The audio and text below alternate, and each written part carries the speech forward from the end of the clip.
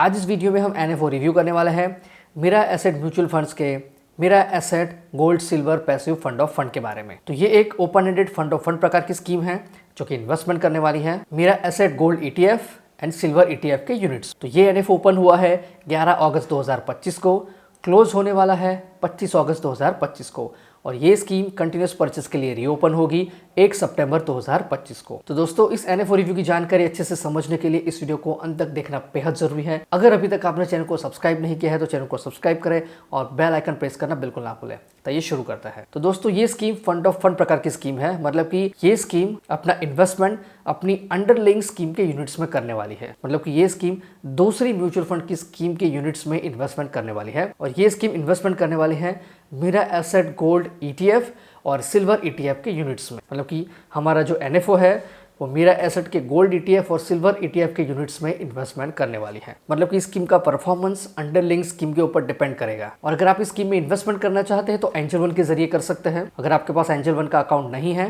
तो यहाँ description box and pin comment से उसकी लिंक आपको मिलेगी। बहुत ही आसानी से एंजल वन में अपना अकाउंट ओपन करें और इस एनएफओ में इन्वेस्टमेंट शुरू करें। तो ये शुरू करते हैं। तो दोस्तों, इस एनएफओ के अंदर प्रेशियस मेटल यानी कि कीमती धातु में इन्वेस्टमेंट होने वाला है और वो है गोल्ड एंड सिल्वर। तो सभी को पता है कि गोल्ड एंड सिल्वर कितनी कीमती है। उसकी जो प्राइस है वो जनरली हमेशा बढ़ती रहती है। बहुत ही रेयर केस में इसकी प्राइस में डाउनफॉल आता है और खास करके जब इक्विटी मार्केट करेक्शन में होता है तब गोल्ड एंड सिल्वर जैसी प्रेशियस मेटल अच्छा परफॉर्मेंस देते हैं। तो इसीलिए अपने पोर्टफोलियो में अगर गोल्ड एंड सिल्वर जैसी प्रेशियस मेटल है तो आपको अच्छा सा डाउनसाइड प्रोटेक्शन मिल सकता है। मतलब कि अगर मार्केट करेक्शन में है तो आपके पोर्टफोलियो को एक अच्छा सा सपोर्ट मिलेगा। तो दोस्तों, इस एनएफओ में गोल्ड एंड सिल्वर दोनों में 50-50% इन्वेस्टमेंट होने वाला है। 50% हिस्सा होगा गोल्ड का और 50% एलोकेशन होगा सिल्वर में। तो इसी के आधार पर गोल्ड एंड सिल्वर 50-50% का एक मॉडल बनाया है जिसके परफॉर्मेंस की कंपैरिजन हम गोल्ड सिल्वर एंड निफ्टी 50 के साथ करेंगे। तो इस टेबल को देखिए। इस टेबल के अंदर कैलेंडर ईयर की परफॉर्मेंस की जानकारी दी है। जो हमने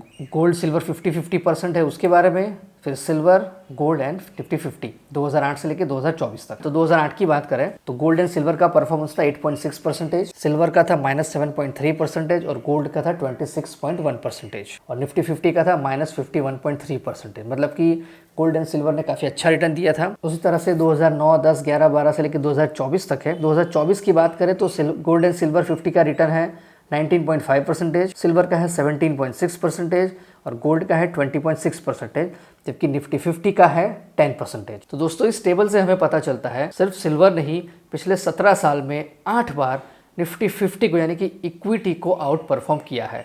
मतलब कि उससे ज्यादा रिटर्न दिया है। तो इसीलिए गोल्ड एंड सिल्वर जैसी मेटल्स हमारे पोर्टफोलियो में थोड़े से परसेंटेज में होनी चाहिए। अभी हमने देखा कैलेंडर ईयर वाइज परफॉर्मेंस। अब हम देखेंगे गोल्ड 50%, सिल्वर 50% के एसआईपी के परफॉर्मेंस की जानकारी। तो इस ग्राफ को देखिए। इस ग्राफ में आप देख सकते हैं since Inception 50 years, 10 years, 7 years, 5 years, 3 years के जो गोल्ड 50, सिल्वर 50 उसके एसआईपी परफॉर्मेंस की जानकारी है। जैसे कि सिंस इंसेप्शन से यानी कि करीब 20 साल का एसआईपी का रिटर्न है 12%, जो कि काफी अच्छा है। 15 साल का है भी कभी करीब 12%, 10 साल का है 16.5%, 7 साल का है करीब 20%, 5 साल का है 21% और 3 साल का रिटर्न है करीब 31%। तो दोस्तों, गोल्ड 50, सिल्वर 50 में इसीलिए इन्वेस्टमेंट करना जरूरी है क्योंकि इससे हमारे पोर्टफोलियो को एक स्टेबिलिटी मिलती है और इक्विटी के डाउनफॉल में भी हमें अच्छा प्रोटेक्शन मिल सकता है। तो बात करेंगे हमारे एनएफओ के एसेट एलोकेशन के बारे में। तो यहाँ पर 95 से लेकर 100% तक का इन्वेस्टमेंट होने वाला है मेरा एसेट गोल्ड ईटीएफ एंड मेरा एसेट सिल्वर ईटीएफ के यूनिट्स, और 0 से लेकर 5% तक का इन्वेस्टमेंट हो सकता है debt and money market instrument. Fund manager है mister Ritesh Patel. Minimum investment amount है ड्यूरिंग एनएफओ 5000 रुपए और ₹1 के मल्टीपल में। एसआईपी आप कर सकते हैं 99 रुपए और ₹1 के मल्टीपल्स। एग्जिट लोड की बात करें तो यहाँ पर अगर आपने यूनिट अलॉटमेंट से 15 दिन के अंदर कुछ भी रिडम्पशन स्विच किया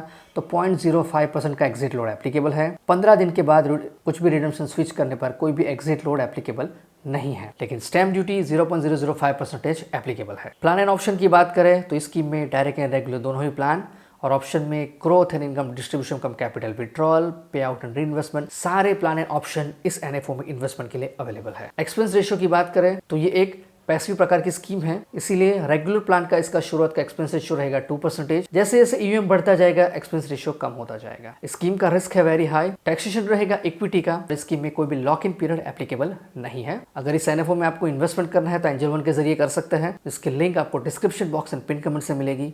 बहुत ही आसान तरीके से एंजल वन पे अपना अकाउंट ओपन करें और इस NFO में इन्वेस्टमेंट शुरू। तो दोस्तों ये थी जानकारी NFO रिव्यू मेरा asset gold and silver passive fund of fund के बारे में। अगर आपको ये NFO रिव्यू पसंद आया इस वीडियो को लाइक करें, कमेंट करें, शेयर करें और अगर अभी तक आपने चैनल को सब्सक्राइब नहीं किया चैनल को सब्सक्राइब करें और बेल आइकन प्रेस करना बिल्कुल ना भूलें। Mutual fund investments are subject to market risks. Read all scheme related documents carefully.